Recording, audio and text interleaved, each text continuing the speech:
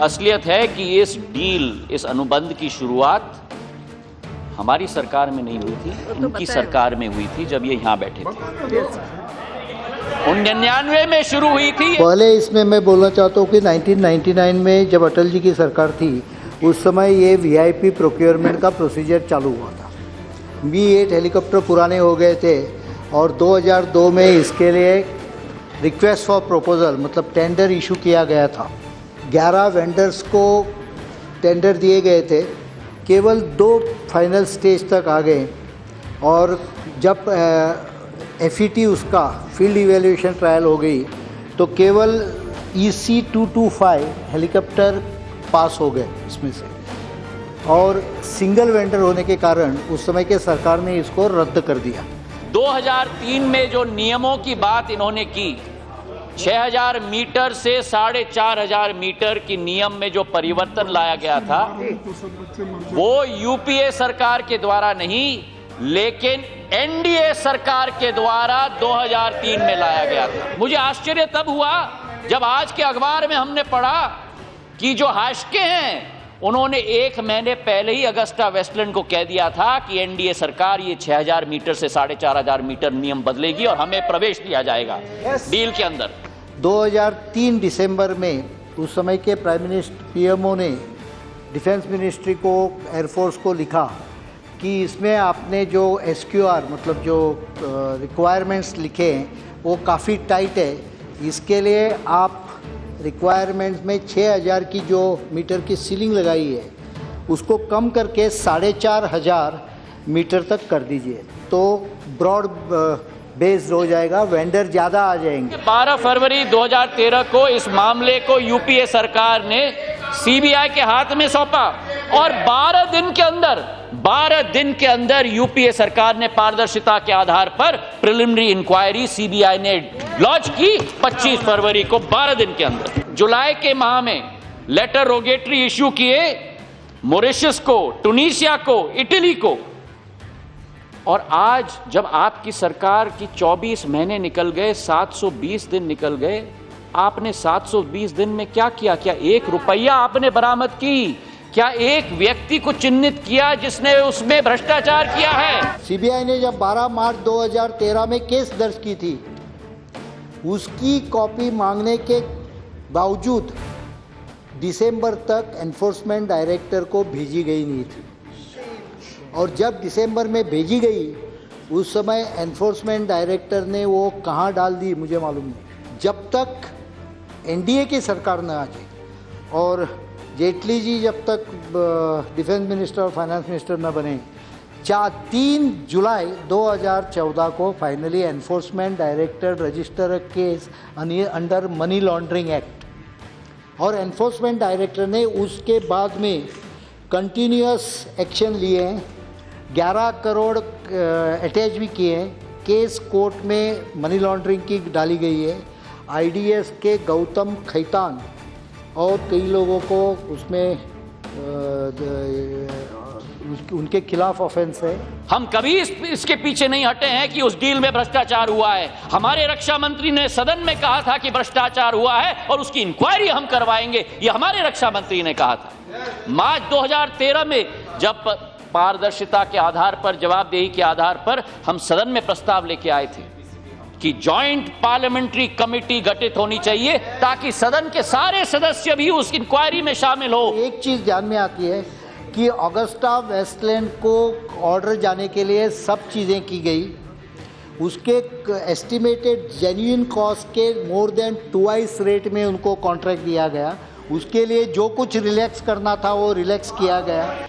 मैं पूछना चाहता हूं अध्यक्षा महोदय, रक्षा मंत्री जी से और प्रधानमंत्री जी से, क्या कठिनाई हुई कि 40 दिन के अंदर कौन सा पहाड़ टूटा कि उस परिपत्र को जो इसी सरकार ने जारी किया था 3 जुलाई 2014 को, 40 दिन के अंदर 22 अगस्त 2014 में आपने उन सारे प्रतिबंधों को उठा दिया अगस्टा वेस्टलैंड से, सारे प्रतिबंध। वो कंपनी के खिलाफ कुछ भी कार्रवाई नहीं की जब तक कार्रवाई करना, it was made almost compulsory by circumstances that you act.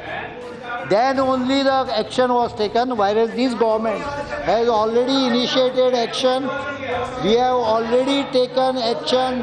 और मुझे गारंटी है अभी जो इन्वेस्टिगेशन चल रहा है, they are very small people who must have, ऐसे हिंदी में ही कर रहे हैं,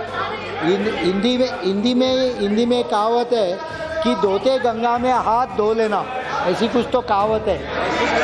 हाँ, बहती गंगा में हाथ धो के लेना।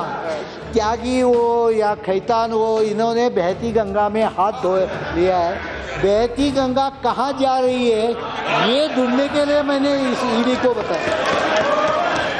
29 अप्रैल 2016 में पीआईबी की रिलीज निकली थी कि जॉइंट वेंचर के लिए जो स्वीकृति दी गई थी अगस्टा वेस्टलैंड को एफआईपीबी की, वो यूपीए सरकार के समय में 2011 में दी गई थी। मैं मानता हूं हमने दी थी, पर 2011 में अगस्टा वेस्टलैंड के विरुद्ध कोई भ्रष्टाचार का आरोप नहीं था। लेकिन आज इस सदन में आपके द्वारा मैं इस सरकार से पूछना चाहता हूं अध्यक्षा महोदय कि क्या कारण था कि 8 अक्टूबर 2015 को एफआईपीबी के मीटिंग में अगस्टा वेस्टलैंड को एफआईपीबी की स्वीकृति इस सरकार ने क्यों दी जब वो कंपनी ब्लैकलिस्टेड थी? इसका उत्तर इस सरकार को देना होगा और रिकॉर्ड हमारे सामने है। केवल ये नहीं, लेकिन ये बात करते हैं मेक इन इंडिया की। मेक इन इंडिया के लिए निमंत्रण इस सरकार ने स्वयं फिन मैकेनिका ग्रुप और अगस्टा वेस्टलैंड को दिया और उनको बोला कि बैंगलोर एरो एक्सपो में आप आओ। तो जिस कंपनी का विरोध ईडी कर रही है, जिस कंपनी का विरोध सीबीआई कर रही है, जिस कंपनी का विरोध भाजपा के एक एक सांसद कर रहे हैं, कांग्रेस के सांसद कर रहे हैं, हर एक सांसद कर रहा है, उस कंपनी को आप मेक इन इंडिया के एक्सपो में आप बुला रहे हैं टू ब्लैकलिस्ट देम। और ब्लैकलिस्ट करने के बाद अगर हमारी स्लोगन है तो इनको चिंता क्या करने की जरूरत है? ये चिंता कर रहे हैं। अगर स्लोगन है तो गंगा कहाँ पहुंच रही है समझेगा नहीं किसी को, तो इन्हें चिंता करने की जरूरत नहीं है। चिंता क्यों पैदा हो गई? क्योंकि गंगा कहाँ जाती है इनको मालूम है। मैं हैरान हूं, क्या इस सरकार का आशय यह है कि देश और विदेश के राजदूत भ्रष्टाचार के मामले में हमारे नेताओं के साथ मिलना चाहते हैं? इसका उत्तर इनको देना होगा। इस कागज के पर्चे के अलावा जिसके ऊपर हस्ताक्षर भी नहीं है, सोनिया गांधी जी का नाम एक जगह भी नहीं है पूरे विश्व में, किसी भी कॉन्ट्रैक्ट में, किसी भी डील में। और इस एक वाक्य के आधार पर ये आरोप लगा रहे हैं। इसका जवाब अध्यक्षा महोदय इनको विनम्र पूर्वक देना होगा। और ये मैं आपसे पूछना चाहता हूं, कोर्ट ने भी इसी का संदर्भ दिया है, और मैं आपसे पूछना चाहता हूं, इनको खुजली आ जाती है जब भी सोनिया गांधी जी का नाम लिया जाता है, और इसलिए डर भी आ जाता है क्योंकि शेरनी है, और इसलिए डर आता है आपको शेरनी से। शेरनी को खदोड़ोगे तो उत्तर क्या होगा आपको मालूम हो जाएगा। नॉर्मली मैं टेलीविजन इतना देखता नहीं, लेकिन वो पर्टिकुलर रिपोर्टर ने मुझे एसएमएस भेज दिया कि देखो जरा, तो मैं देख रहा था।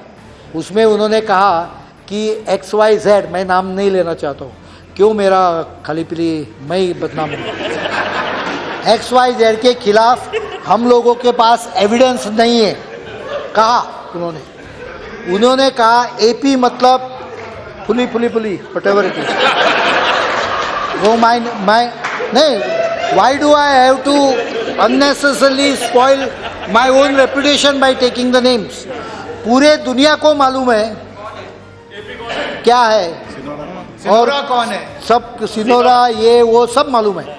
तो let us not go into that, but the point is when he said that, he said the next sentence, he said it is for the Indian investigation authorities to investigate taking whatever reference we have referred in my judgment, and it is for investigation agencies in India to prove guilt of people who are suspected.